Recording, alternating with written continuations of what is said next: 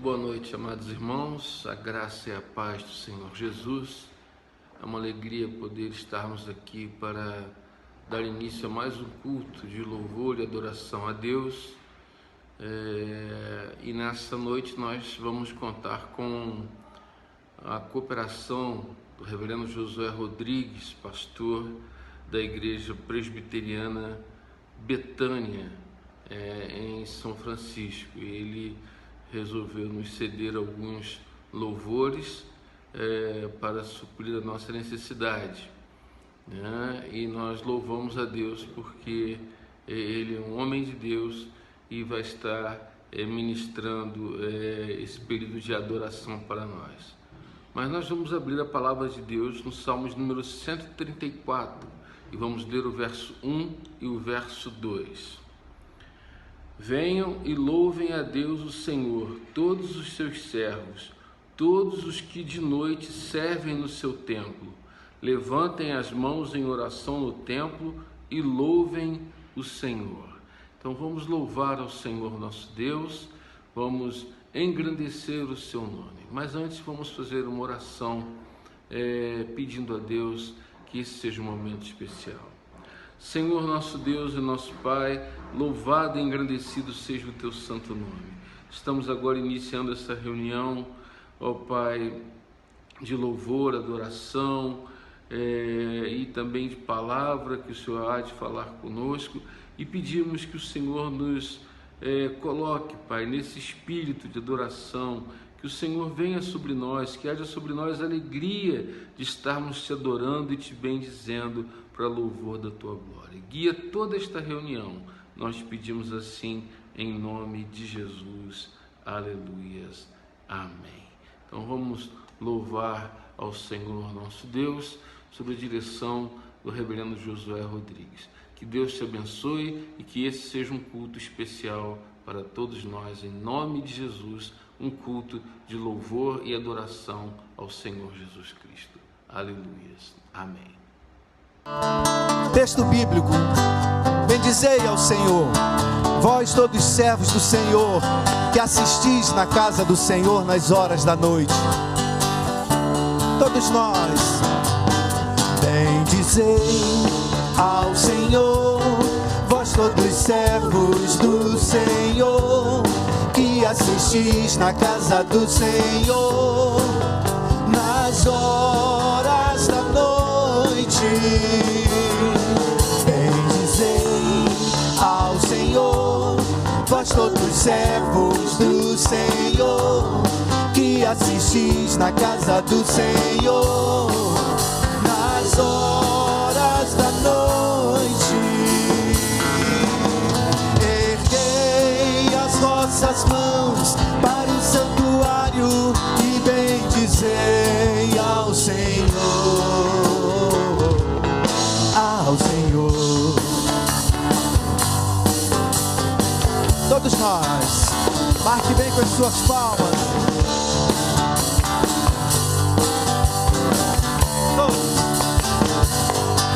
Bendizei ao Senhor, vós todos servos do Senhor, que assistis na casa do Senhor nas horas da noite.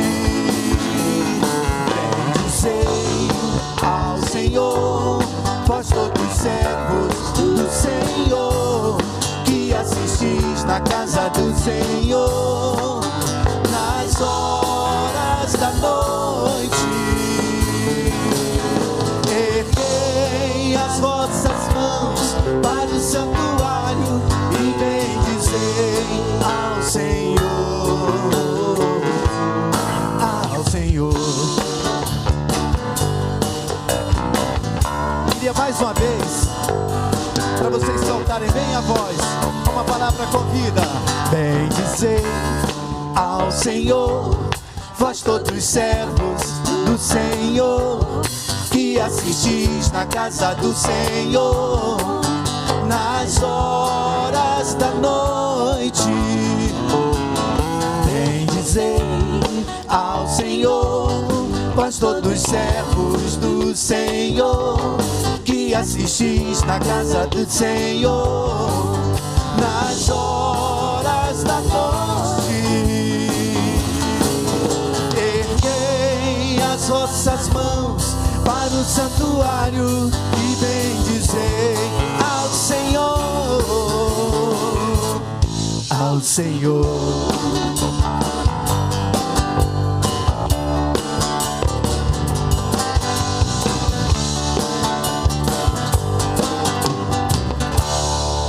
Amém.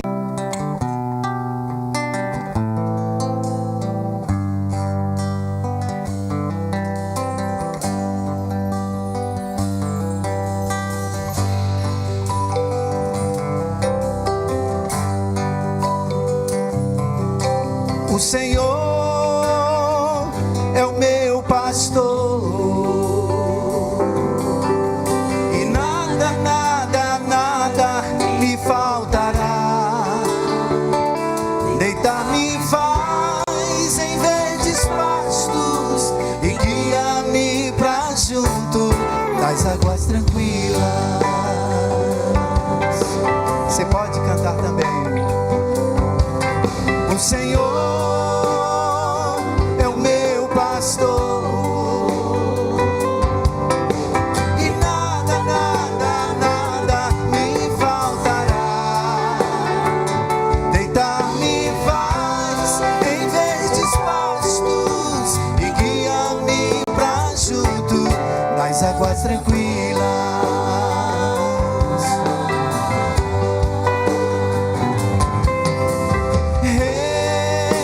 Refrigera minha alma e guia-me pelas veredas da justiça, por amor do seu nome, por amor do seu nome.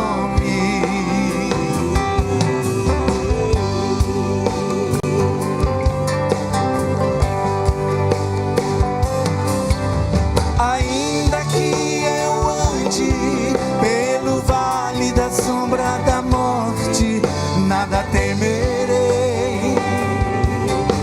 Ainda que eu ande pelo vale da sombra da morte, nada temerei. Para você cantar também. O Senhor é o meu pastor, e nada, nada, nada me faltará. Deitar-me faz em verdes pastos e guia-me pra junto das águas tranquilas.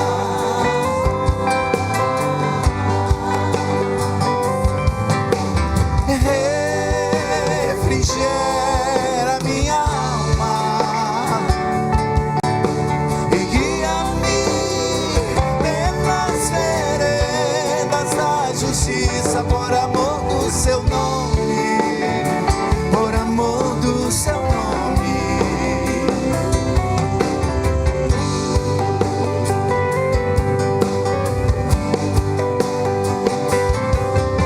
E ainda que eu ande pelo vale da sombra da morte, nada temerei. Ainda que eu ande pelo vale da sombra da morte, nada temerei.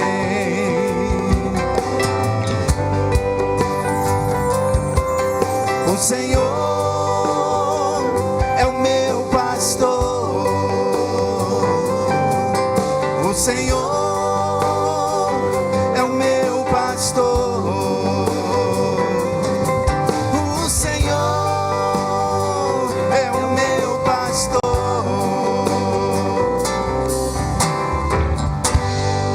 Aleluia. Amém, meu Deus.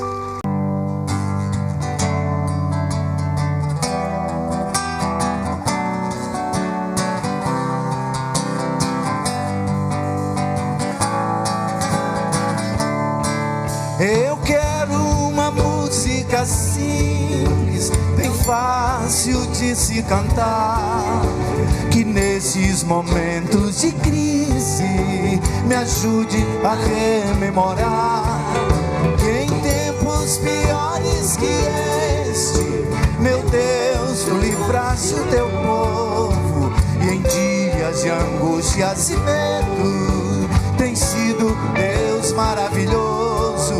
Eu quero a canção mais singela, pra mente não se esquecer, nas lutas que a vida revela, que teu é o controle e o poder, que abriste o mar pelo meio, que as águas mandaste parar, e a fúria do vento que veio dissesse assim: sossegai, porque és Deus maravilhoso,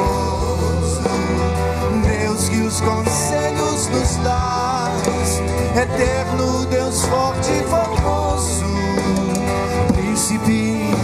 princípio da paz.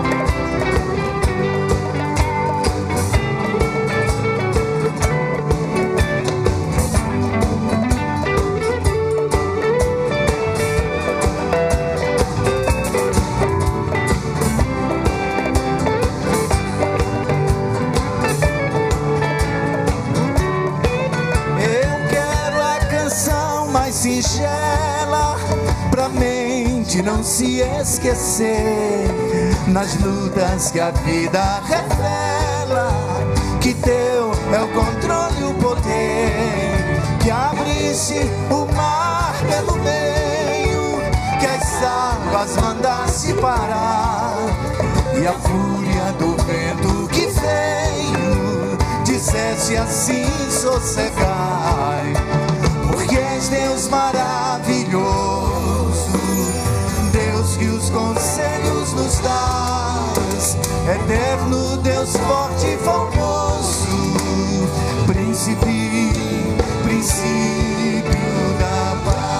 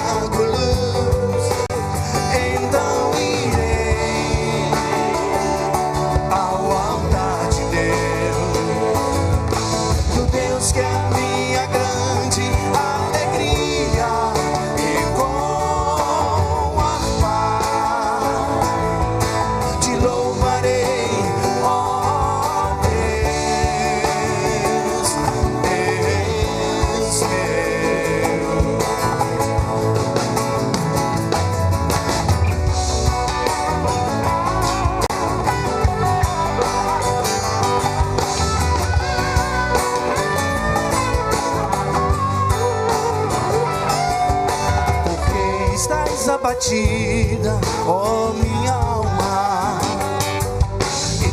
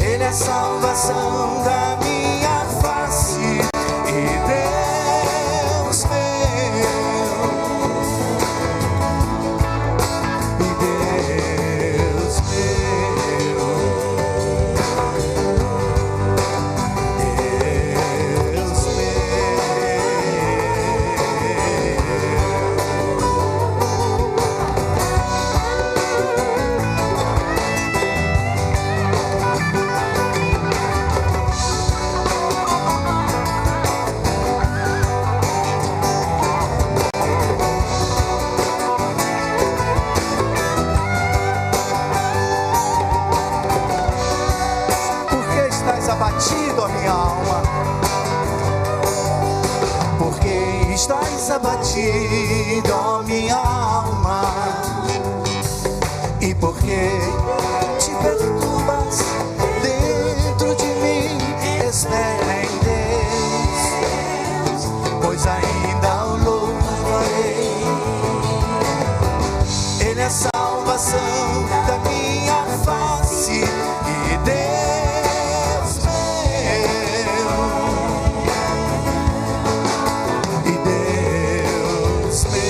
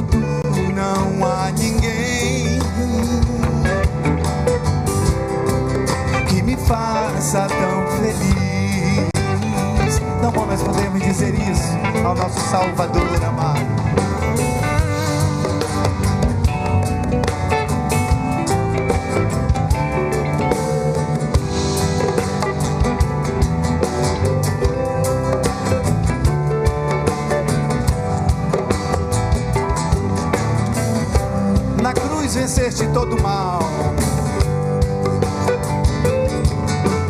Na cruz venceste todo o mal. Teu triunfo foi total, foi total. Meus inimigos sabem bem.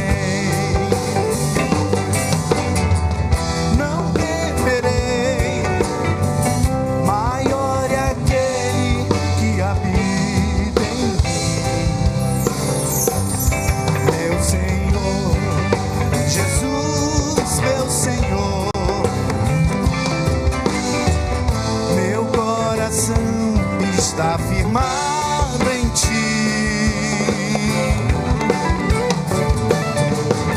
Jesus, teu poder é sem igual, teu amor é tão real, minha alma sabe muito bem,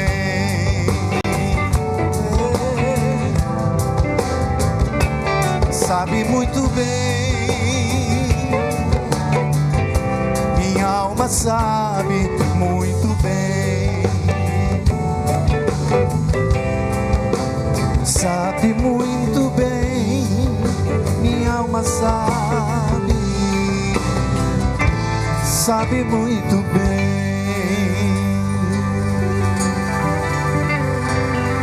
Aleluia. Louvado seja o nome do Senhor por esses cânticos tão benditos, tão maravilhosos, entoados pelo reverendo Josué Rodrigues, né, que exaltam o nome do Senhor nosso Deus. Mas agora nós vamos passar para o nosso momento de dízimos e de ofertas, que também é um momento de adoração. É interessante que lá em Hebreus, no capítulo 7, ele fala sobre o sacerdócio de Melquisedeque e o compara ao sacerdócio de Cristo, né? E mostrando que o sacerdote de Cristo é semelhante ao de Melquisedeque, porque você não tem indício de início e nem de fim desse sacerdócio. E que o próprio Abraão pagou o dízimo a esse Melquisedeque. É como se mostrasse a continuidade dessa prática, né, que era feita normalmente entre os judeus e também recebido por Cristo na pessoa de Abraão. Em Hebreus, no capítulo 7, verso 4, diz assim: vejam como Melquisedeque era grande. Abraão, o patriarca, lhe deu a 10ª parte de tudo que lhe havia tomado dos inimigos na batalha. Ou seja, a lei, através de Abraão, pagou o seu dízimo, né, no sacerdócio de Melquisedeque, na pessoa de Cristo. Então, se você quer contribuir conosco, se você sente no seu coração de dar o seu dízimo, a sua oferta, tem que ser feito com amor, porque na igreja que você não faz por amor, você não faz de outra forma.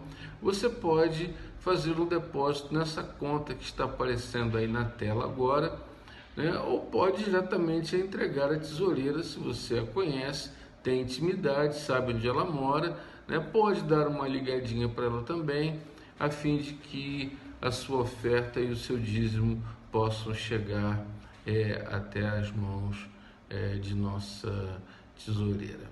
Então nós vamos orar agradecendo a Deus, aqueles que têm se mantido fiéis em tempo de crise, em tempo de luta, em tempo de dificuldade. Senhor, nesse momento entregamos a Ti os nossos dízimos e as nossas ofertas, como símbolo da nossa fidelidade, do nosso amor ao Teu reino e à Tua igreja e a compreensão de suas necessidades. Que o Senhor multiplique e abençoe a mão daqueles que vão utilizar para a honra e para a glória do Teu nome, em nome de Jesus. Amém. Amém, amados irmãos. É assim que tem que ser. Pois bem, chegamos então à pregação da palavra de Deus. E nós vamos falar hoje sobre Atos, capítulo 4, verso 23 até o verso 31, que é a continuidade dessa série de mensagens que nós estamos pregando sobre o livro de Atos.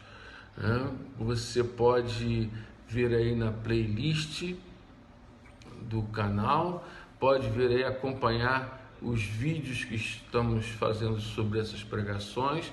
mas agora nós vamos ler. Eu não vou ler o capítulo todo, nós vamos ler os versículos de acordo com a necessidade, mas eu quero ler os versículos iniciais. Atos, capítulo 4, verso 23.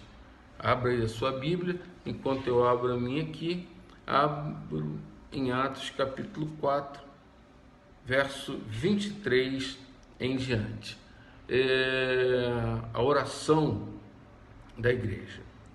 Quando Pedro e João foram soltos, voltaram para o seu grupo e contaram tudo o que o chefe dos sacerdotes e os líderes do povo haviam dito. Até aqui tá bom. Senhor nosso Deus e nosso Pai, pedimos em nome de Jesus que o Senhor ministre o nosso coração, que o Senhor fale conosco, que a Tua palavra venha ao encontro das nossas necessidades. Assim nós te pedimos, ó Deus, em nome de Jesus e para a glória de Jesus. Aleluias. Amém. Amados irmãos, estes versículos, do verso 23 até o verso 31, eles ainda estão aí na continuação, lá do capítulo 3, que fala da cura daquele homem coxo, pedinte, que ficava à porta do templo chamado Formosa, ou Templo Formoso. É a continuação do milagre que ocorreu na vida dele, quando Pedro e João, cheios do Espírito Santo, ministram a cura sobre eles. Então, eles entram no templo, há aquela alegria toda, Pedro aproveita, prega seu sermão, 5.000 pessoas se convertem, e aí o texto nos diz que no momento em que Pedro está encerrando o seu sermão, as autoridades do templo vieram e o prenderam, e depois de ouvirem os seus argumentos, não tendo mais o que fazer, o soltaram. Hoje nós vamos dar continuação a essa história, porque nós estamos num dos momentos raros da Bíblia em que nós percebemos a cronologia exata dos acontecimentos. Para os irmãos terem uma ideia, o livro de Atos, ele cobre 30 anos da história da igreja. E ele foi escrito no ano 61 depois de Cristo. Então, ele está cobrindo um espaço de 30 anos. Para os irmãos terem uma ideia, essa questão cronológica é tão importante que a editora Vida, ela editou uma Bíblia chamada Bíblia Cronológica, que está na versão NVI, Nova Versão Internacional, que trata dos eventos da Bíblia exatamente no tempo em que eles aconteceram. Eu recomendo até para que você tenha para estudo. E aqui nós estamos vivendo esse período. Então, para que você tenha conhecimento desse momento cronológico, o Pentecoste ocorre no domingo, dia 5 de junho de 29 depois de Cristo. Nesse mesmo dia, Pedro prega o seu primeiro e o seu segundo sermão, que está aí em Atos, capítulo 2, verso 47, e no capítulo 3, verso 1 até o capítulo 4, verso 4, ele prega o seu segundo sermão. Tudo isso acontecendo no dia 5 de junho de 29 depois de Cristo. Agora, a prisão deles, o interrogatório, aquelas ameaças todas, tudo que fizeram contra eles, acontece no dia seguinte, no dia 6 de junho de 29 depois de Cristo, quando eles são presos, são interrogados, quando eles fazem aquela oração que nós começamos aqui com a leitura dos apóstolos apresentando um motivo de oração. Então, estamos seguindo uma ordem exatamente cronológica dos eventos, né? E hoje nós vamos ver o conteúdo dessa oração. O que eles oraram? O que a igreja primitiva orou? Como foi a oração? O que eles fizeram? Quais foram as partes das orações? Por que essa oração teve uma resposta tão rápida, tão poderosa, tão intensa? O que houve aqui? Como é que nós podemos olhar para essa oração? E eu reservei um tema para essa mensagem de hoje, que é a oração que prevalece para a vitória. E como que essa oração que prevalece para a vitória nos revela aspectos essenciais da sua formulação, da sua oração, porque foi uma coisa natural. Eles chegaram, se reuniram, contaram o que aconteceu e oraram. Mas a primeira coisa que essa oração nos revela é a necessidade de nos reagruparmos para orar. Os apóstolos saíram da prisão, eles poderiam ter fugido, eles poderiam ter ido para outra cidade, eles estavam debaixo de ameaça de morte, eles estavam ali sendo de alguma forma colocados contra a parede. Se abrirem a boca vão morrer, vão ser chicoteados, vão estar de alguma forma sofrendo algum tipo de punição. Mas não, eles procuram quem? Eles procuram a igreja. Eles procuram a igreja. E como é que eles aprenderam isso? Com quem que eles aprenderam isso? Evidentemente, eles aprenderam isso no dia a dia com Jesus. Eles aprenderam com o Senhor Jesus. Eles sabiam que no momento de dor e de ameaça e de perigo, eles precisavam reagrupar para orar. Querem ver uma coisa? Aí em Atos, no capítulo 1, verso 12 até o verso 14, diz que depois que Jesus foi assunto aos céus, eles desceram o Monte das Oliveiras, voltaram para Jerusalém, foram para um cenáculo. Todos os apóstolos estavam presentes, com exceção de Judas, que tinha morrido. E eles se reúnem ali, né, com todos eles, e o texto diz assim: e eles sempre se reuniam todos juntos para orar, com as mulheres, a mãe de Jesus e os irmãos dele. E se você for olhar o verso 24, eles vão se reunir para orar de novo, para escolher um novo apóstolo. Atos 2, verso 1 e verso 42, eles estão reunidos orando. Atos 6, 4, eles vão orar para escolher os diáconos. Ou seja, a igreja tinha o costume de se reunir para orar. E aqui não foi diferente. Diante da ameaça que eles recebem no capítulo 4, né, desses líderes religiosos, eles se reagrupam para orar. E eles sabiam porque eles tinham uma promessa. Em Mateus capítulo 18, verso 19 e verso 20, Jesus disse que onde estiverem 2 ou 3 reunidos no meu nome, ali estarei eu no meio deles. A igreja, ela foi educada, formada, burilada, trabalhada para ser uma igreja que em momentos de crise e de dificuldade não se isola, mas se reagrupa. Se reagrupa para orar, para buscar a presença do Senhor. E isso é uma coisa tão essencial à vida da igreja, que o escritor de Hebreus, no capítulo 10, verso 25, ele diz o seguinte: não abandonemos, como alguns estão fazendo, o costume de assistir às nossas reuniões. Pelo contrário, animemo-nos uns aos outros, E ainda mais agora agora que vocês veem que está chegando o dia.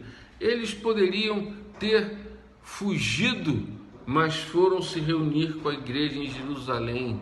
Não correram, eles entenderam que o momento era crítico. Irmãos, nós estamos vivendo um momento crítico na vida da igreja. Isso que está acontecendo aí é uma das trombetas que está soando. Ninguém consegue entender nada, ninguém sabe fazer nada, ninguém sabe de nada, ninguém conhece remédio nenhum. Está todo mundo perdido. Essa quarentena toda é por causa da igreja. Essa situação toda que nós estamos vivendo agora é por causa da igreja. É para a igreja se reagrupar e não se esconder. É para aqueles que estão vivendo uma vida distante voltarem para Cristo. Não vai ter desculpa, Ele está voltando. E olha, vai morrer mais gente ainda, mas Deus está com a igreja. Se você nunca leu o Apocalipse, leia que você vai entender que o que está acontecendo hoje nada mais é do que o aviso, e é por causa da igreja, para que a igreja desperte do seu sono. Nós estamos com medo de colocar as nossas vidas em risco, quando na verdade a igreja precisa orar, precisa buscar o Senhor como um servo dedicado. O servo do Senhor Jesus precisa saber e entender e aceitar os riscos que a sua fé lhe impõe. Todos nós estamos sendo ameaçados por esse vírus maldito. Todos nós estamos sendo atingidos na nossa liberdade. E o mundo está aproveitando para cercear a nossa liberdade de reunião, de oração, de ajuntamento. Você pode dizer, meu Deus, o pastor está desrespeitando a orientação. Eu não estou desrespeitando nada. Se você não pode, se você é do grupo de risco, fique em casa. Mas se você pode, você deve se reunir. A igreja precisa voltar a se reunir. Não importa se nós vamos ter 5 pessoas, 4 pessoas, 3 pessoas, que aonde estiverem 2 ou 3, ele estará lá.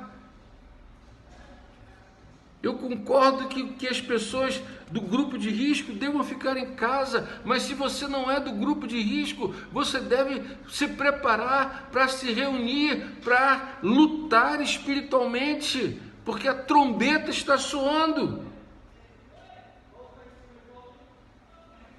O Senhor Jesus disse que aquele que quiser preservar a sua vida, perdê-la-á.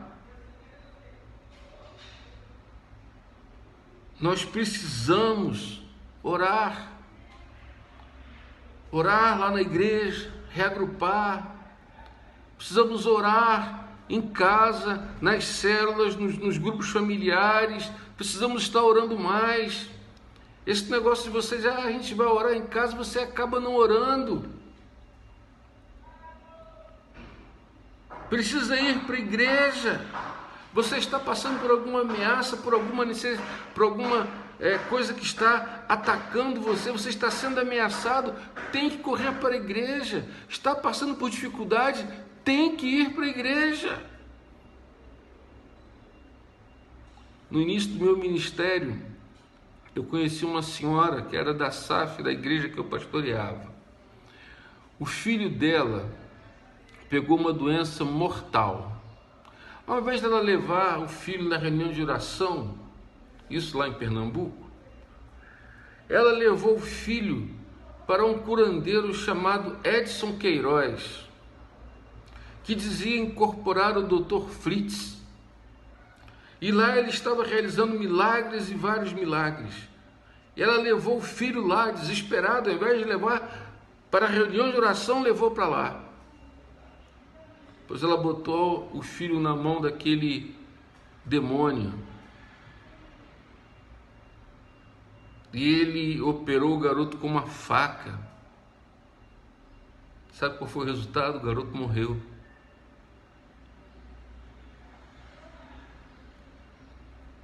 Há crentes que estão correndo para o lado do inferno nesse momento, está se escondendo. Nós precisamos entender que a igreja, a força da igreja está na sua unidade e não na sua dispersão. Eu não sei o que você anda escutando, mas você precisa voltar para Jesus, você precisa voltar para a igreja. Veja bem, você é velhinho, você tem problemas, você tem então você pode orar na sua casa, mas você é novo, você não faz parte do grupo, você deve se reunir e fortalecer a igreja. O corpo precisa estar junto. Os apóstolos foram lá ameaçados. Ou vocês acham que naquela época eles encontravam Novalgina em qualquer farmácia? Ou que tinha farmácia? Ou que não tinha doença? Ou que não tinha problema? Doença era o menor problema deles. O lugar era cheio de leprosos, mas eles estavam lá.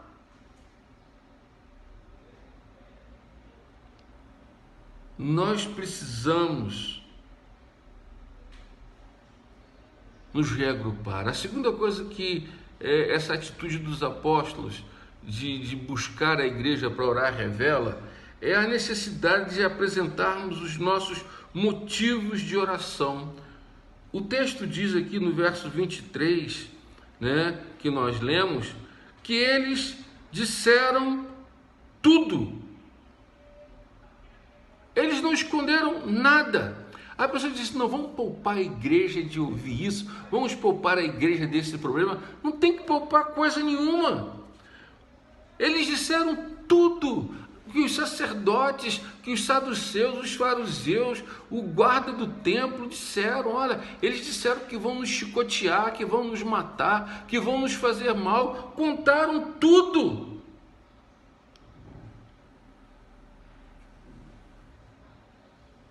Contaram tudo. Nós vimos no domingo passado que eles simplesmente disseram, nós não vamos obedecer a essa ordem maluca de não falar de Jesus, de não se reunir em nome de Jesus, por causa da ousadia espiritual que eles tinham por meio da comunhão com o Senhor.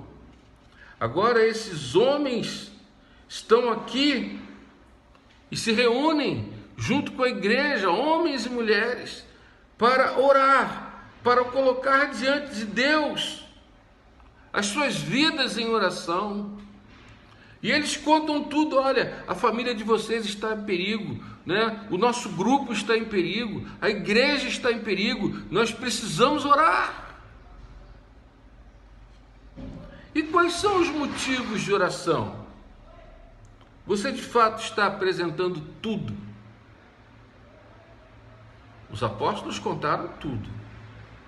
Tudo. Mas há pessoas que acham que pode esconder alguma coisa de Deus. Há pessoas que vão para a reunião de oração, mas não contam tudo. Há pessoas que se reúnem para orar, para buscar a Deus, mas não contam tudo. Não dizem tudo. Diante daquele que tem poder para proteger, diante daquele que tem poder para responder, diante daquele que tem poder para livrar, para refazer, para restaurar. Há aqueles que não contam tudo. Eles não estavam ali para brincar de reunião, não. Eles estavam naquele modo preparatório, eles estavam organizando os pedidos de oração. Eles estavam se organizando para falar com Deus. E não tinha esse negócio de poupar a igreja, não. A igreja não tem que ser poupada. A igreja tem que ser ativada através dos pedidos de oração. Porque a igreja, quando ela toma noção do que tem que orar, ela ora e Deus move céus e terra. E é assim que eles começam orando. É assim que eles oram. Olha, talvez Precisa de coragem para você dizer algumas coisas na reunião de oração, ou para os homens e mulheres de oração. Talvez precise ter coragem para dizer que seu casamento está acabando, está por um fio. Talvez precise de coragem para você dizer que você está viciado em pornografia. Talvez falte coragem para você falar, olha, eu tenho praticado sexo antes do casamento. Talvez falte coragem para você dizer que você tem uma inimizade com o irmão, com uma irmã, ou que vive uma frieza espiritual, ou um problema financeiro, e por aí vai. Coisas que você tem vergonha de abrir com os irmãos. A igreja não pode ser poupada. Os apóstolos foram lá e contaram tudo. Tem gente que diz, Deus sabe. Ele sabe, mas você precisa falar. Você precisa dizer.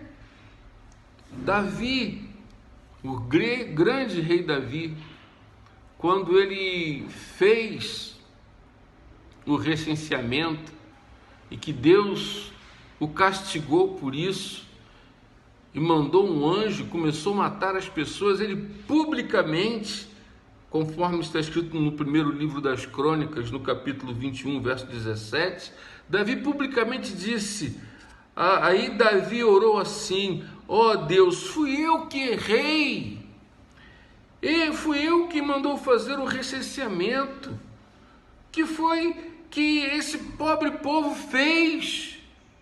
Se o senhor tem que fazer alguma coisa, faz contra mim, faz contra a minha família, mas poupa o teu povo. Ele confessa. O próprio apóstolo Paulo, diante do rei Agripa, em Atos capítulo 26, do verso 9 até o verso 13, ele diz, olha, eu pensava que eu deveria perseguir a Jesus de Nazaré, a perseguir os seus discípulos. E foi por isso que eu fui até Jerusalém, recebi autorização dos principais sacerdotes e líderes do povo para prender e matar aqueles que confessavam o nome de Jesus. Eu os castiguei, eu os maltratei. E fui até a cidade de Damasco para prender aqueles que falavam do Senhor, levando autorização para isso. Ele confessa diante do rei o seu erro. E nós precisamos igualmente confessar diante do povo de Deus as nossas falhas, os nossos erros. Há um livro que li há algum tempo chamado Pentecoste Coreano, que fala sobre o avivamento espiritual na igreja presbiteriana coreana. E os missionários estavam ali, a obra missionária na igreja estava acontecendo na Coreia, na Coreia do Sul.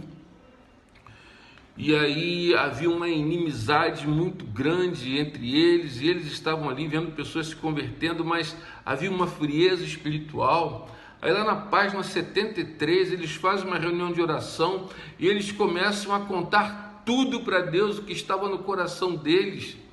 E aí cada um foi confessando o seu pecado contra o seu irmão, contra Deus, foi contando as coisas que estavam preocupando, e aí o Espírito Santo caiu sobre eles, houve um avivamento tremendo, isso em 1907 até hoje. De cada 10 coreanos, 9 são crentes.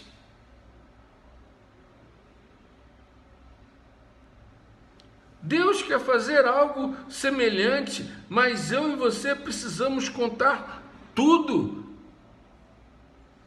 Mas eu não tenho coragem. Não importa, marca uma reunião de oração aí, 2, 3 pessoas, Jesus vai estar lá. Ora, abre o coração, confessa, peça perdão, muda de vida. Conte tudo, aquilo que tem ameaçado você, sua família, a sua vida financeira, que tem ameaçado o seu coração, que tem ameaçado a sua casa. Conte tudo. Agora, uma terceira coisa que essa oração nos revela é que nós precisamos orar segundo a vontade de Deus. A palavra de Deus nos diz na primeira epístola de João, capítulo 5, verso 14, que esta é a confiança que temos para com Ele, que se pedirmos alguma coisa segundo a sua vontade, Ele nos ouve. Ele nos ouve. Eu fico impressionado com a sincronia que a igreja primitiva tinha com a vontade de Deus. Eles oravam segundo a vontade de Deus, eles adoravam segundo a vontade de Deus, eles falavam com Deus da mesma forma. E era uma oração que não era uma oração escrita, não. Era uma oração que tinha início, meio e fim, e que era muito bem colocada, muito bem expressada. Isso é sincronia, isso é harmonia espiritual. E eu acho isso tão interessante que o autor do Catecismo Maior, de Westminster, que é um dos catecismos da Igreja Presbiteriana do Brasil, na terceira parte, no terceiro capítulo, na pergunta 188, ele faz uma pergunta e dá uma resposta que é exatamente isso que está aqui sendo orado. Olha o que diz lá: de quantas partes consiste a oração do Senhor? Evidentemente ele está falando da oração do Pai Nosso, mas serve de base para todas as orações. E ele responde: a oração do Senhor consiste em 3 partes: prefácio, petições e conclusão. E é exatamente isso aqui que nós encontramos. Esse catecismo ele está se referindo a partes da oração que são encontradas quando você está em sincronia com Deus, onde você adora, aonde você pede, aonde você conclui. E o prefácio dessa oração aqui da igreja primitiva está aí no verso 24. Assim que eles ouviram isso, adoraram todos juntos a Deus. Ou seja, eles adoram a Deus. E adoram como? Eles oram a palavra de Deus. Eles citam o Salmo 146, verso 5 e verso 6, que diz assim: bem-aventurado aquele que tem o Deus de Jacó por seu auxílio, cuja esperança está no Senhor seu Deus, que fez os céus, a terra, o mar e tudo que neles há, e mantém para sempre a sua fidelidade. Eles estão orando a palavra, porque olha aí a sequência do verso 24: Senhor, Tu és o Criador do céu, da terra, do mar e tudo que existe neles. Eles oram a Bíblia. E nós temos que começar a aprender a orar a Bíblia. Talvez você diga assim: isso é coisa de pentecostal. Não é não. O cristão reformado, Lutero, Calvino, aqueles homens oravam a Bíblia. Porque oravam a palavra de Deus e tinham a certeza de que se orassem segundo a vontade de Deus seriam ouvidos.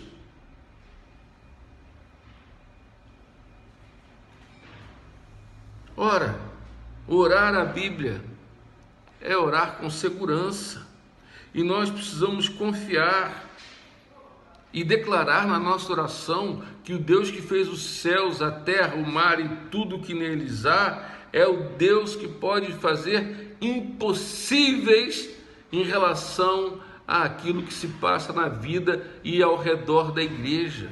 O nosso Deus é o Deus dos impossíveis. O Deus que fez tudo é o Deus que pode tudo.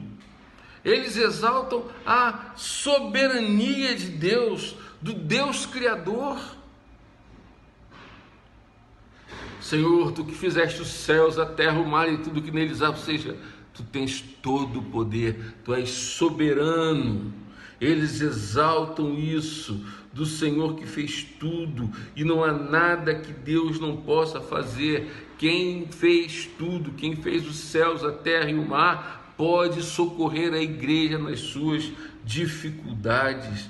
Aqui nós temos apenas o resumo dessa oração. Lucas não escreve tudo, mas por esse resumo nós podemos ver que a igreja, ela tinha uma comunhão de oração, ela orava a palavra, né? Quem começa a orar assim, confiando no Deus que fez o céu, terra e mar, se sente seguro para fazer as suas petições. E aí eles fazem as suas petições, né? Eles declaram o poder, adoram a Deus, e agora, verso 25 até o verso 29, eles vão colocar as suas petições. Eles querem saber, Senhor, por que tudo isso está acontecendo? Eles relembram a palavra profética. Por que o povo de Israel não aceita Jesus de Nazaré como Messias? Ele tem todas as provas, todos os sinais, ele fez sinais, maravilhas, pregou com autoridade, venceu a morte. Por que eles rejeitam? E os apóstolos continuam orando a palavra, e desta vez eles citam o Salmo 2, verso 1 e 2, você pode conferir na sua Bíblia. Porque se enfurecem os gentios e os povos imaginam coisas vãs? Os reis da terra se levantam, os príncipes conspiram contra o Senhor e contra o seu ungido. É o que está lá no Salmo 2, verso 1 e verso 2. Eles vão orar o mesmo. Eles oram a palavra, né? Verso 25 e verso 26 diz assim, que disseste por intermédio do Espírito Santo, por boca de Davi, nosso pai, teu servo, por que se enfureceram os gentios e os povos imaginaram coisas vãs? Levantaram-se os reis da terra e as autoridades ajuntaram-se a uma contra o Senhor e contra o seu ungido. Eles oram a palavra, eles estão orando a palavra, eles estão seguros na palavra. E mais, se você for traduzir esse texto literalmente, ele vai ficar um pouquinho maior, porque ele vai ficar assim, que dissestes pelo teu servo Davi, nosso pai, porta-voz do Espírito Santo, porque se enfureceram os gentios. Ou seja, Davi era um porta-voz do Espírito Santo. Eles estão repetindo a palavra, eles repetem essa oração.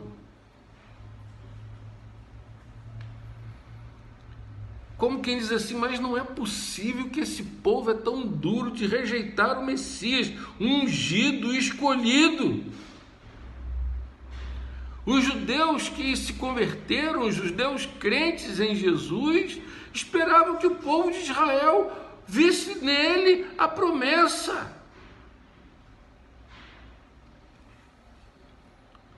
E eles questionam isso. Agora não é um questionamento vazio, de briga com Deus, não, eles citam a palavra profética. É uma interrogação que tem sentido, que tem uma direção, e muitas vezes nós temos que pedir a Deus fé, sabedoria e conforto, consolo, para entender algumas coisas que acontecem na vida que estão acima da nossa capacidade de compreensão. Nem sempre nós vamos entender tudo. O apóstolo Paulo diz isso lá em Romanos, no capítulo 11, verso 33 até o verso 36. Ele diz: como são grandes as riquezas de Deus, como são profundos o seu conhecimento e a sua sabedoria. Quem pode explicar as suas decisões? Quem pode entender os seus planos? Como dizem as Escrituras Sagradas, quem pode conhecer a mente do Senhor? Quem é capaz de lhe dar conselhos? Quem já deu alguma coisa a Deus para receber dele algum pagamento? Pois todas as coisas foram criadas por ele, e tudo existe por meio dele e para ele. Glória a Deus para sempre. Amém. São os caminhos inescrutáveis, não temos como trilhar. Se nós queremos passar por esses caminhos, vamos enlouquecer. Há coisas que nós temos que aceitar e receber pela fé. Agora, eles colocam isso, eles questionam essa dureza, essa perseguição das autoridades do povo, mas eles também colocam diante de Deus os poderes que se levantaram contra Cristo e que agora estão se levantando contra a igreja. A mesma coisa do passado acontece hoje. As forças que se levantaram contra Cristo ontem se levantam contra a igreja hoje. E eles colocam isso. Eles sabiam que a nossa luta não é contra a carne nem contra o sangue. O apóstolo Paulo diz isso em Efésios capítulo 6, verso 12. Pois nós não estamos lutando contra os seres humanos, mas contra as forças espirituais do mal que vivem nas alturas, isto é, governos, as autoridades e os poderes que dominam completamente este mundo de escuridão. Essas forças espirituais do mal influenciam os governantes, as autoridades da nossa época. Por que eles têm uma sede tão grande contra a igreja? Porque Satanás detesta a igreja. No livro de Apocalipse nós vemos que ele persegue a igreja, mas a igreja é protegida. Ele nos persegue hoje, mas nós estamos sendo protegidos, mas nós temos que despertar, acordar, temos que sair dessa letargia espiritual. E o primeiro inimigo que eles colocam aqui é Herodes. Herodes Antipas, ele era o rei dos judeus, ele representava politicamente os judeus. Ele era filho de Herodes o Grande e foi colocado pelo imperador Tibério César como sendo o governador da Galileia.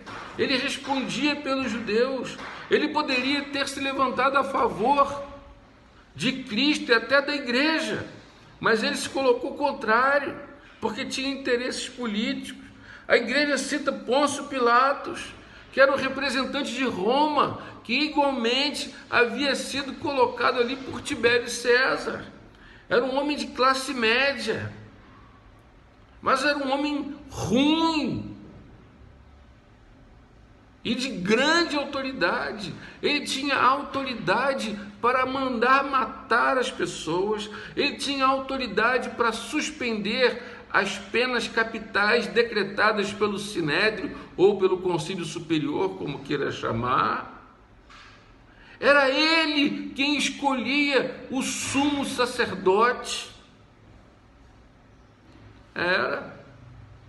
Era ele quem dirigia o templo. Por isso que o templo tinha um capitão.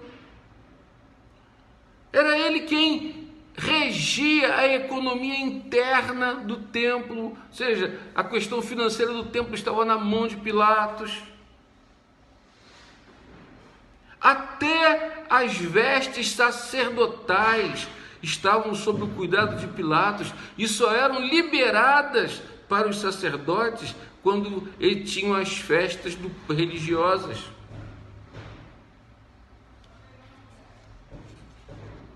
Esse homem era um homem que estava se levantando contra a igreja, que se levantou contra o Senhor Jesus. Mas eles citam também os gentios que tinham interesses comerciais. Eles queriam fazer comércio com o povo de Deus no sábado, que era um dia separado espiritualmente. Eles tinham um conluio com Pilatos para poder vender no sábado. Pilatos deu essa autorização a eles. Eles vendiam no templo. O próprio Senhor Jesus não aceitou aquilo, pegou um chicote e arrebentou com tudo. Como está lá em Mateus 21, verso 12 até o verso 13. Eles tinham interesse comercial na morte de Cristo.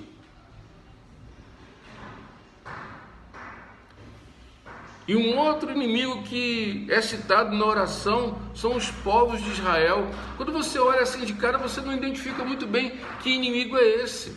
Mas uma Bíblia chamada Bíblia Peshitta, que é uma das traduções mais antigas do Velho e do Novo Testamento, ela nos diz o seguinte, na tradução do verso 27 do capítulo 4 de Atos: porque certamente Herodes e Pilatos, junto com os gentios e a congregação de Israel, reuniram-se nesta cidade contra o teu santo filho Jesus, a quem tu ungistes. Essa palavra congregação, ela não está se referindo ao povo todo, mas a uma congregação religiosa. Para os irmãos terem uma ideia, quando Jesus foi preso, naquela época, havia-se o costume de soltar um preso a pedido do povo. E foi justamente naquele momento em que Jesus estava preso. E junto com Jesus havia um outro homem que também se chamava Jesus, só que era Jesus Barrabás. E o que aconteceu? Os sacerdotes, o Sinédrio, o Conselho Superior, eles manipularam a população para que pedissem que soltassem a Jesus Barrabás. É o que está aí em Mateus 27, do verso 16 até o verso 18 e o verso 20. Diz lá: os chefes dos sacerdotes e os líderes judeus convenceram a multidão a pedir ao governador Pilatos que soltassem Barrabás e condenassem Jesus à morte. Irmãos, religião mata. Trabalharam em prol dos seus interesses. Eles não estavam nem aí se Jesus era o Messias ou não.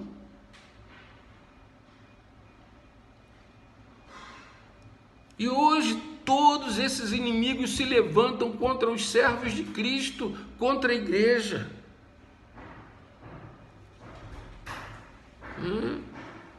E nós precisamos ter no nosso coração esse sentimento de perceber e de que nós precisamos combater isso através da oração. Agora, eles manifestaram em sua oração um conhecimento doutrinário extraordinário da soberania e dos decretos de Deus. Verso 28, olha o que diz aí: para fazerem tudo o que a tua mão e o teu propósito predeterminaram. Gente, que isso? Com quem que eles aprenderam essa doutrina? Só pode ter sido com o Senhor Jesus. Porque é uma doutrina muito difícil, muito pesada, de difícil compreensão. Mas creio que essa era uma prática que Jesus ensinava sobre esses decretos. E a gente percebe isso lá em Mateus 26, verso 53 e verso 54, quando Jesus vai ser preso, Pedro pega a espada e corta a orelha do servo do sumo sacerdote. Jesus se vira para ele e diz, aí Jesus disse: guarda sua espada, pois quem usa uma espada será morto por uma espada. Você não sabe que se eu pedisse ajuda ao meu Pai, Ele mandaria agora mesmo 12 exércitos de anjos? Mas, nesse caso, como poderia se cumprir aquilo que as Escrituras Sagradas dizem que é preciso acontecer? Jesus estava dizendo para Pedro: Pedro, tudo isso já foi decretado, tudo isso precisa acontecer, faz parte do plano redentivo de Deus. E essa é uma doutrina que nós, presbiterianos, na nossa confissão de fé de Westminster, no capítulo 3 dos eternos decretos de Deus, apresentamos uma definição baseada em textos como esse. Uma definição plausível que era do conhecimento da igreja primitiva. Sabe o que diz lá? Diz o seguinte, eu vou ler para você. Ponto 1. Deus desde toda a eternidade, pelo muito sábio e santo conselho da sua própria vontade, ordenou livre e inalteravelmente tudo quanto acontece. Porém, de modo que nem Deus é o autor do pecado, nem violentada é a vontade da criatura, nem é tirada a liberdade ou contingência das causas secundárias antes estabelecidas. Ou seja, Deus é soberano, Ele está no governo e no controle de todas as coisas. Eu sei que esse é um conhecimento muito elevado para nós, era muito elevado para aqueles pescadores também, que o Sinédrio os chamou de iletrados. Mas qual deve ser a minha, a sua atitude? A mesma do salmista no Salmo 119, verso 33, que diz: ensina-me, Senhor, o caminho dos teus decretos e os seguirei até o fim. Até o fim. Agora, mesmo conhecedores da soberania de Deus, do governo de Deus, dos decretos de Deus, eles clamam por medidas protetivas e expansivas. É o que está aí no verso 29 até o verso 30. A igreja, ela corre riscos, sim, né? A fé cristã é uma fé que está sempre em risco. Mas isso não quer dizer que eu e você não podemos orar por proteção e nem pela expansão do reino. Eles sabiam que tudo aquilo tinha que acontecer. Mas olha o que eles dizem aí no verso 29, na parte A do versículo. Agora, Senhor, olha para a ameaça deles. Ou seja, eles estão pedindo que Deus olhe para as ameaças. Que ameaças são essas? São as ameaças que estão aí no verso 17, no verso 18 e no verso 21. Olha aí na sua Bíblia. Mas, para não deixar que a notícia se espalhe ainda mais, ou seja, a cura do coxo, entre o povo, vamos ameaçá-los a fim de que nunca mais falem com ninguém a respeito de Jesus. Verso 18. Então o chamaram e ordenaram duramente que não falasse nem ensinasse nada a respeito de Jesus. Verso 21. Aí o conselho superior os ameaçou com mais dureza ainda e depois os mandou embora. Olha só. É sobre essas ameaças, eles estão dizendo: Senhor, olha para essas ameaças que eles fizeram. Sabe, eu olho para esses textos aqui e me lembro da oração do profeta Daniel, no capítulo 9, verso 18, que diz assim, ó: inclina, ó Deus meu, os ouvidos e ouve, abre os olhos e olha para a nossa desolação e para a cidade que é chamada pelo teu nome, porque não lançamos as nossas súplicas perante a tua face, fiado em nossas justiças, mas em tuas muitas misericórdias. Oh, glória a Deus! E é assim que a igreja tem que orar, orar baseado na misericórdia de Deus, orar a palavra. O apóstolo Pedro também coloca algo muito lindo que eu e você devemos orar sempre. Está aí na primeira epístola de Pedro, no capítulo 3, verso 12, porque os olhos do Senhor repousam sobre os justos, e os seus ouvidos estão abertos às suas súplicas, mas o rosto do Senhor está contra aqueles que praticam males. Contra quem? Contra aqueles que perseguem a igreja.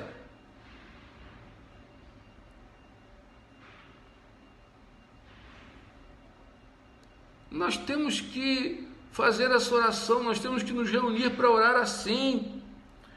Agora, eles também pedem coragem para pregar a palavra. Você que está com medo de ir na rua, você que está com medo de falar com a pessoa que está do seu lado, você que nem a mão quer estender, você que tem sido orientado a uma série de medidas preventivas.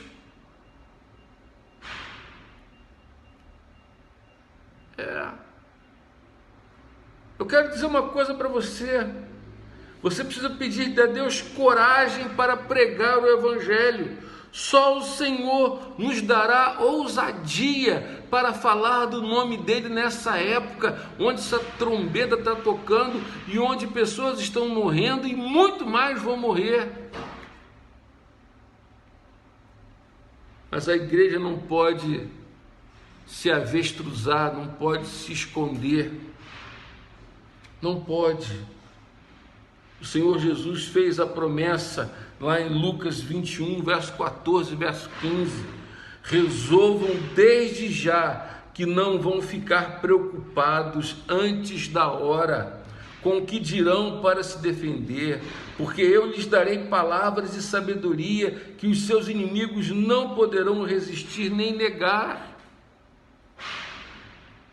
Se olharmos Atos, capítulo 9, verso 7, Atos 13, 46, Atos 14, 3, 19, 8, nós vamos ver que Deus deu boca para os apóstolos, coragem, ousadia, para que eles pregassem. Eu tenho que lembrar o que Paulo disse a Timóteo na segunda epístola, no capítulo 1, verso 7, porque Deus não nos deu espírito de covardia, mas de poder, amor e moderação. No capítulo 4 desta mesma epístola, verso 17, ele diz: o Senhor me deu força para que por meu intermédio a pregação fosse plenamente realizada aos gentios. Precisamos pedir coragem, força para pregar a palavra de Deus. Mas sabe o que mais que eles pediram? Sinais e prodígios. Senhor, opera milagres, sinais e prodígios. Eles pregavam para judeus que queriam sinais e prodígios, pregavam para gregos que queriam sabedoria. E eles sabiam que precisavam do poder de Deus.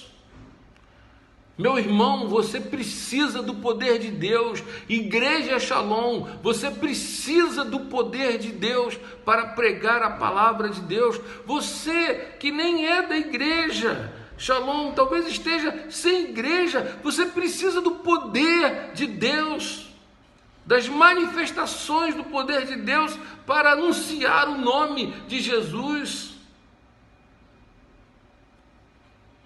Eles sabiam que muitas portas se abririam, muitas. Uma vez, em conversa com o reverendo Augusto, diante de um milagre que presenciamos, eu perguntei: que coisa extraordinária, como é que pode isso? Ele se vira para mim e diz: Edson, sabe por que isso é possível? Porque Jesus Cristo ressuscitou. Olha, milagres, poderes, coisas extraordinárias podem acontecer hoje na igreja e na oração da igreja e na intercessão do povo de Deus, porque Jesus ressuscitou. Aleluias! Aleluias! A nossa mensagem é Cristo crucificado, mas também é Cristo ressurreto dentre os mortos, que continua vivo e operando maravilha. Uma das passagens que eu gosto muito e que se encontra aí em Marcos, no capítulo 16, verso 20, diz assim: os discípulos foram anunciar o evangelho por toda parte, e o Senhor os ajudava, e por meio de milagres provava que a mensagem deles era verdadeira. Tem igreja que tem medo de milagre, tem igreja que tem medo do poder do Espírito Santo, que tem poder dos sinais do Cristo ressurreto. Que isso, gente? Nós precisamos pedir a Deus que volte a realizar esses sinais, esses milagres no nosso meio, testificando a palavra pregada. A igreja não pode ter medo disso, e nem pode ter medo de demônios, pelo qual nós temos autoridade e poder para expulsar em nome de Jesus.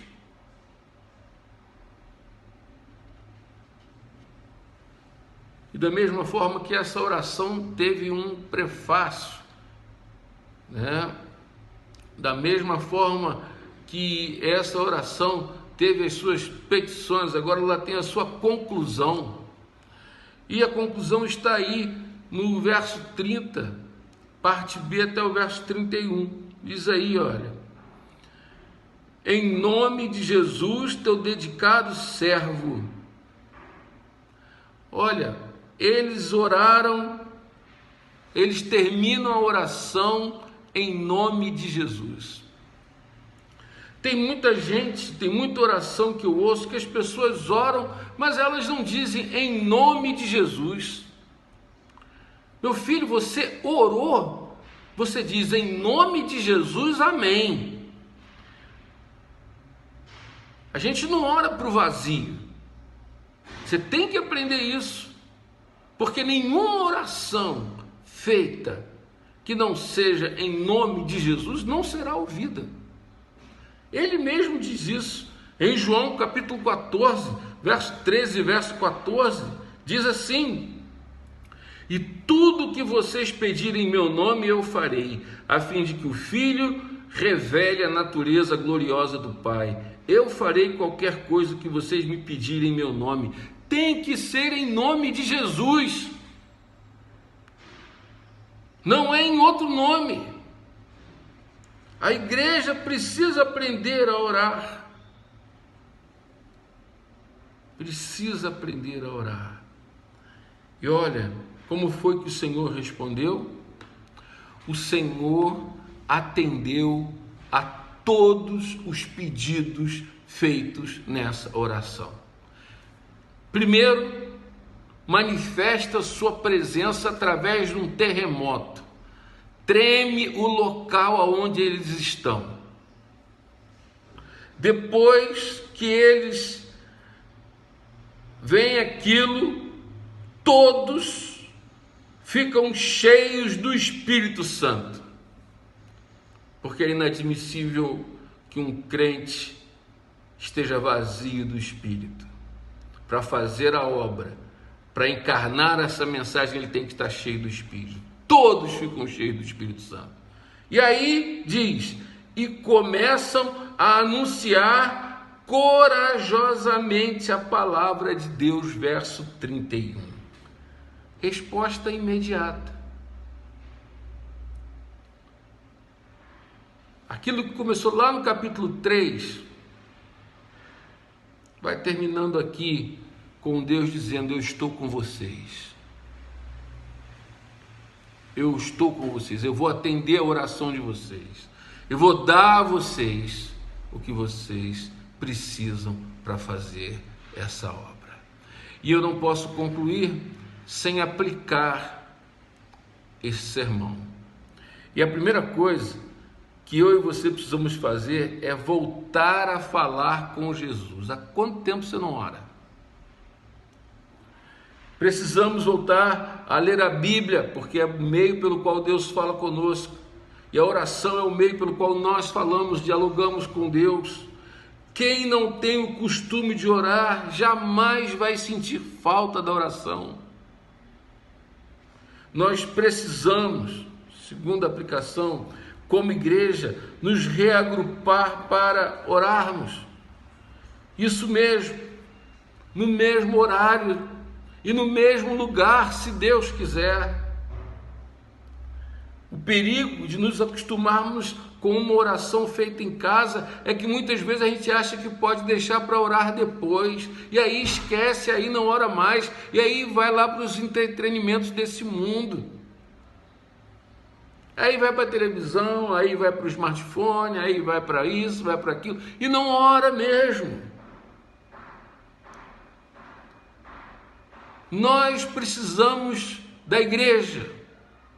Não estou falando do templo, da igreja. A igreja precisa se reunir para se fortalecer. Nós temos que abrir o nosso coração. Nós precisamos ser impactados por uma convicção de pecados que nos faça, na oração, confessar aquelas coisas que estão impedindo a bênção de Deus na nossa vida e na nossa igreja. Talvez você tenha que dizer mesmo, confessar diante dos irmãos, diante de Deus. A Bíblia diz, confessar os vossos pecados uns aos outros para serdes curados.